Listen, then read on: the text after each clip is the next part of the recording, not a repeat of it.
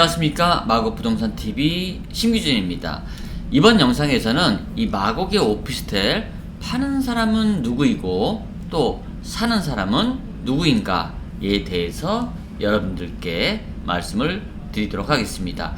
자, 마곡의 오피스텔의 특징이라고 하면요, 좀 소형 오피스텔, 작게는 5.5평부터 커봐야 10평 내외의 이러한 오피스텔이 주류를 이루고 있고요. 이 중에서도 한 6평에서 7평 사이가 가장 많은 원룸형 오피스텔로 구성이 되어 있습니다. 주로 역세권으로 구분해서 이제 볼 수 있는데요. 향교역, 발산역, 신방화역, 그리고 마곡역, 그리고 대표적으로 이제 마곡, 나루역, 이렇게 역세권별로 이 오피스텔을 우리가 찾아볼 수가 있겠습니다. 저 같은 경우에는 이제 마곡, 나루역에 위치하고 있는데요. 마곡, 나루역 같은 경우에는 가장 많은 오피스텔이 공급이 되었고요. 또 9호선과 공항철도역이 환승되는 그러한 이 교통의 중심이기 때문에 가장 좀 인기가 많다라고도 볼 수가 있을 것 같습니다.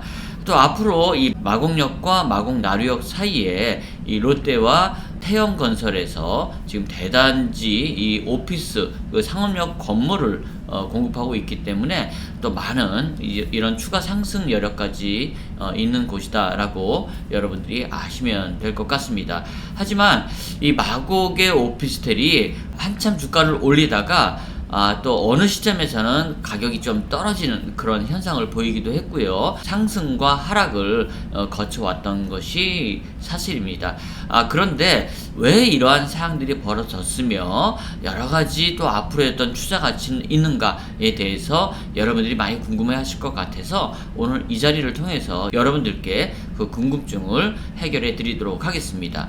파는 사람들의 이유가 있으면 또 사는 사람들의 이유가 있는 것이기 때문에 어떤 사람이 팔고 또 어떤 이유에서 팔고 또 어떤 사람이 사는지 또 어떤 이유에서 사는지에 대해서 이제 정확하게 판단을 해 보시고 또 나는 이 상황에서 오피스텔을 가지고 있는데 팔아야 되는가 혹은 또 이 시점에서 내가 이 마곡의 오피스텔에 투자를 해도 되는가를 여러분들께서 판단을 해 보시기 바라겠습니다. 자, 우선은요, 여러분들께 이 마곡의 오피스텔이 한 12,000에서 13,000세대 정도가 공급이 되었는데요. 이 모두 다 분석은 할 수 없을 것 같고요.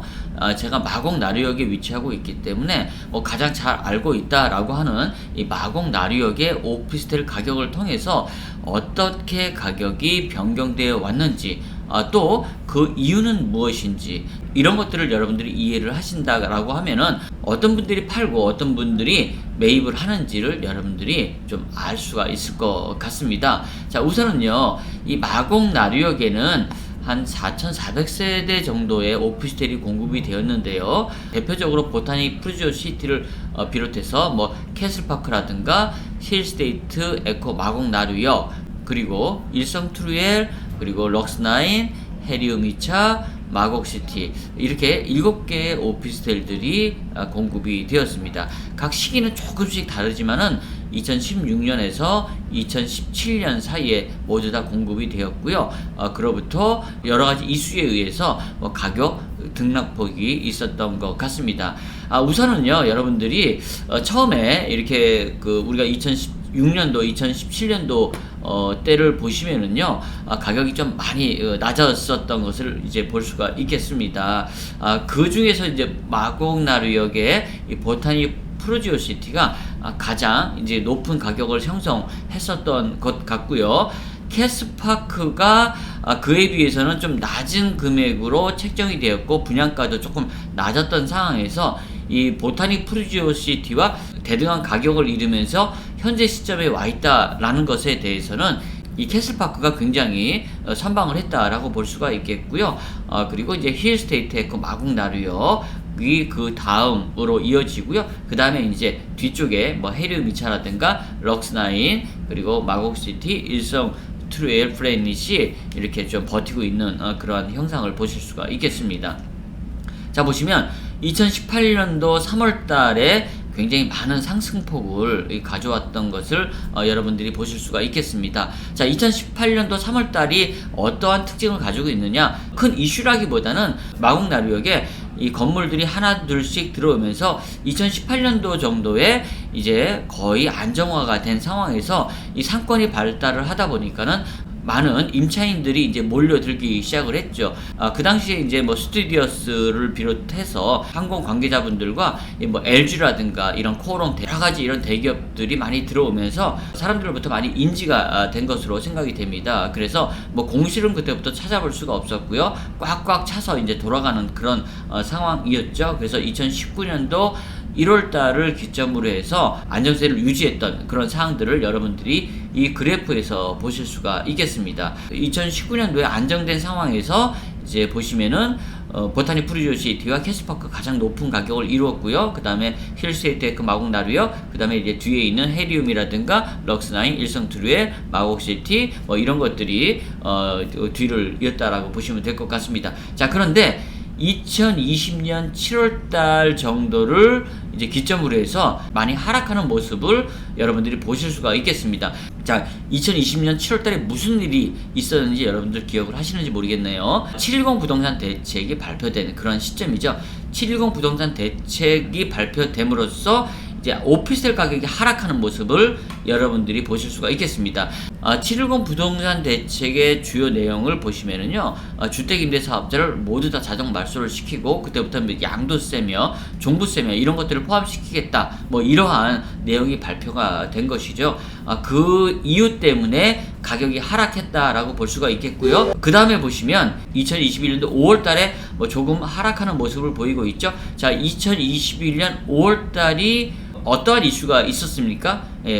바로 그렇습니다. 이제 6월 1일 기준으로 해서 종부세의 기준일이 되는 것이죠. 그래서 만약 종부세가 부담되시는 분들은 5월달 내에 모두 매도를 해야 되는 그런 상황이기 때문에 아무래도 2021년 5월달 기준으로 해서 이 종부세가 부담이 되시는 분들이 많이 매도를 하면서 가격이 하락을 했다라고 여러분들이 보시면 될 것 같고요.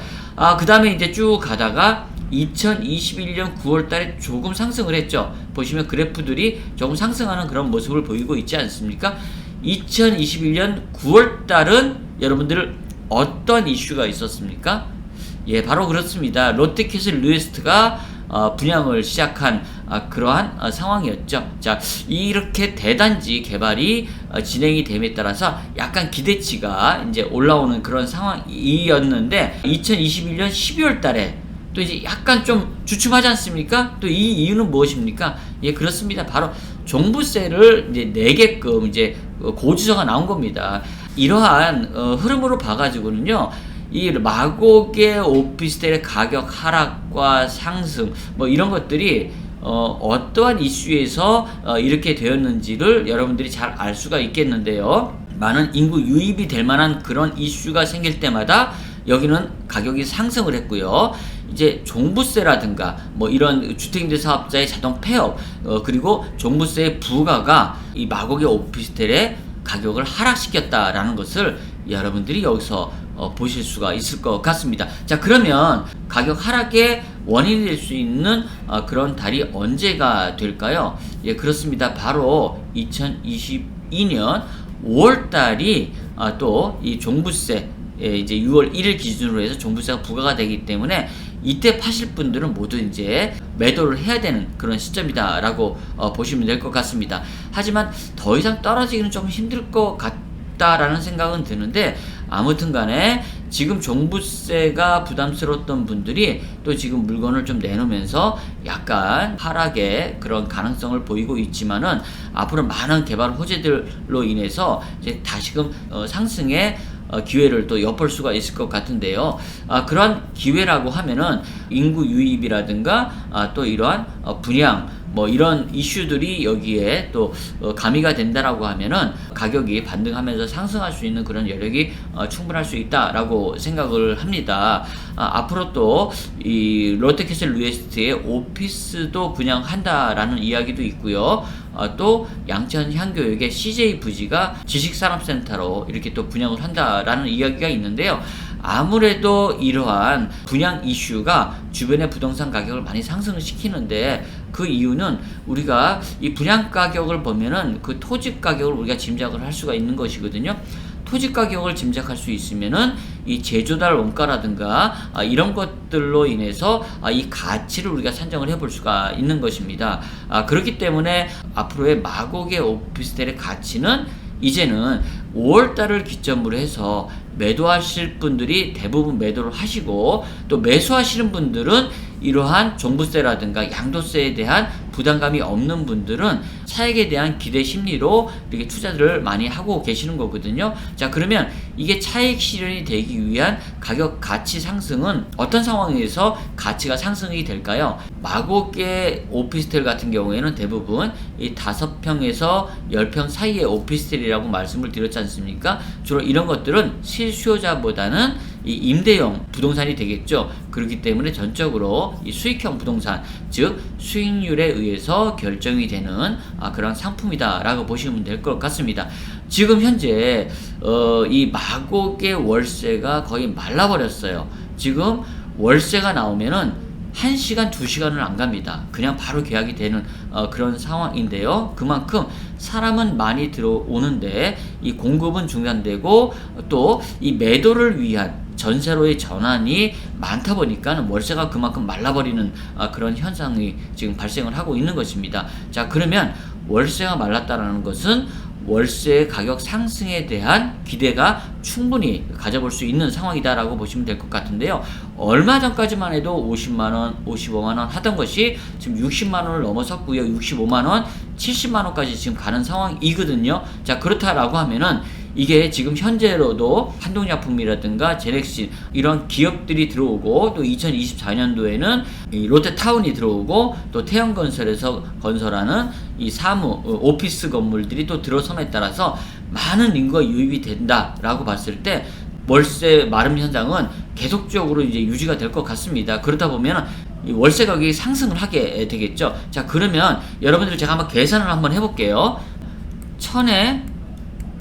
60만원짜리의 가치는 얼마일까를 여러분들이 계산을 해보실 수가 있는 것입니다. 1년에 720만원이라는 수익이 발생을 하는 것이죠. 자, 720만원의 내부 수익률, 요즘엔 몇 프로로 잡으면 좋을까요? 4%? 4%의 수익률을 봤을 때는 1억 8천에 해당하는 가치가 나오는 것입니다. 자, 그러면 1억 8천에다가 플러스 1000만원 하게 되면 1억 9천만원의 가치가 만들어지는 것이죠. 내부 수익률을 4%로 잡았을 때입니다. 물론 5%로 잡으면 조금 떨어지겠죠. 자, 그러면 1000에 60만원짜리의 현재 가치는 1억 9천이 되는 것입니다. 자, 그런데요, 만약에 이것이 80만원까지 가게 되면 어떻게 될까요? 자, 80만원까지 가게 되면, 자, 지우고 다시 한번 해볼게요. 80의 가치는 얼마일까요? 자, 960만원이고요. 4%의 수익률로 계산을 하게 되면 2억 4천이 나오는 것이죠. 거기다가 보증금 1000만원을 더하게 되면 2억 5천만원이라는 가치가 나오는 것입니다. 자, 지금 여러분들 보세요.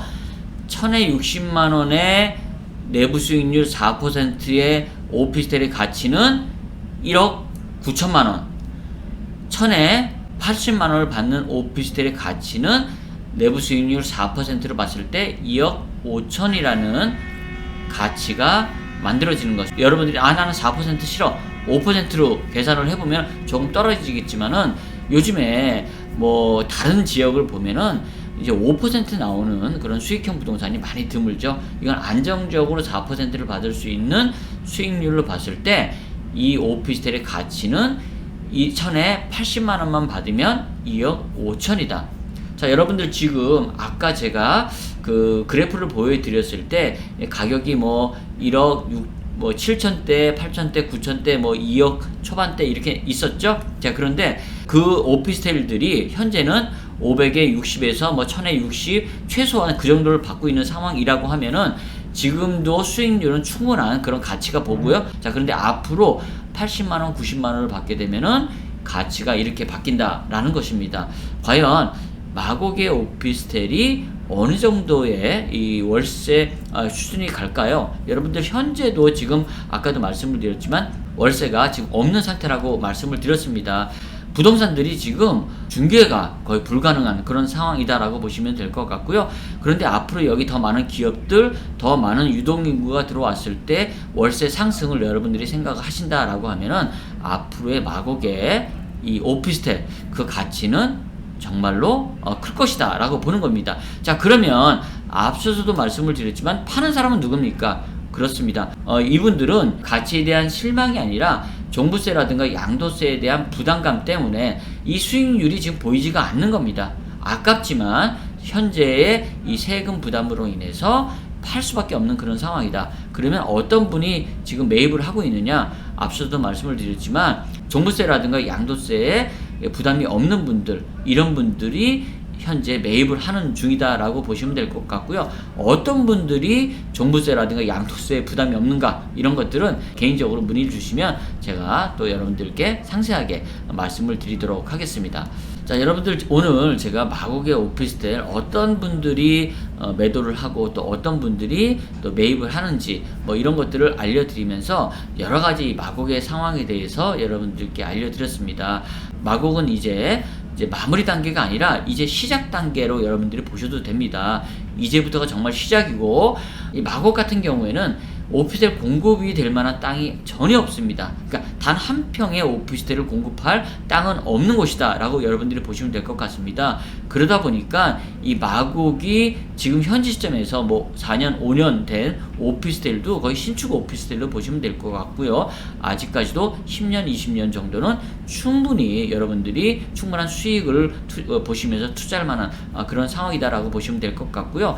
마곡만한 그러한 곳이 사실상은 없습니다. 제가 강남을 나가봐도 이 뭐 종로라든가 중구를 나가봐도 이렇게 계획된 도시가 여러분들 흔치 않은 그런 상황입니다. 여러분들이 이 마곡의 오피스텔 뿐만 아니라 뭐 오피스라든가 여러 가지 이 부동산에 관심을 가져볼직한 그러한 상황이다라고 말씀을 드릴 수가 있겠고요. 여러분들이 궁금하신 점 언제든지 저에게 연락 주시면 속 시원하게 해결해 드릴 것을 약속드리면서 다음번에 더 좋은 영상으로 찾아뵐 것을 약속드리도록 하겠습니다. 감사합니다.